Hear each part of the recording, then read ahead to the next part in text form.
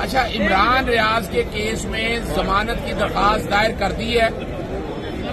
उसमें एक तो अखराज मुकदमा की दरखास्त भी आ रही है हाईकोर्ट के अंदर। आज हाईकोर्ट में छुट्टी थी और जो मैजिस्ट्रेट ने जुडिशल किया है उसको चैलेंज किया जा रहा है कि वो डिस्चार्ज का केस था। जज साहब उस वक्त मौजूद नहीं थे। पीर वाले दिन इस केस के लिए नोटिस मुझे बताया गया, कर दिया है। पीर को एंटी करप्शन के सामने जमानत की दरखास्त की समाअत होगी और इंशाल्लाह उस दिन बहस करेंगे। एंटी करप्शन कोशिश करेगा कि एक आध दिन रिकॉर्ड नहीं है, लेकिन एक आध दिन के अंदर इंशाल्लाह अजीज इमरान रियाज की जमानत हो जाएगी। Thank you sir.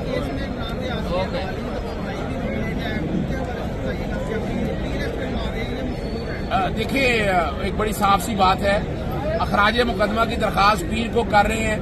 पीर को अदालत के सामने मामला लेके आएंगे। उसका सारा इनकम टैक्स का रिकॉर्ड मैंने ले लिया है। जो ऑक्शन करवाई गई है वो भी डाटा सारा ले लिया है। उन सब चीजों को सामने रखकर देखे तो ये केस नहीं बनता। अभी तक कोई सरकारी अफसर नहीं पकड़ा है। सिर्फ इमरान रियाज को बदनीति की बुनियाद पर पकड़ा गया है। या तो बताएं कोई सरकारी अफसर पकड़ा हो।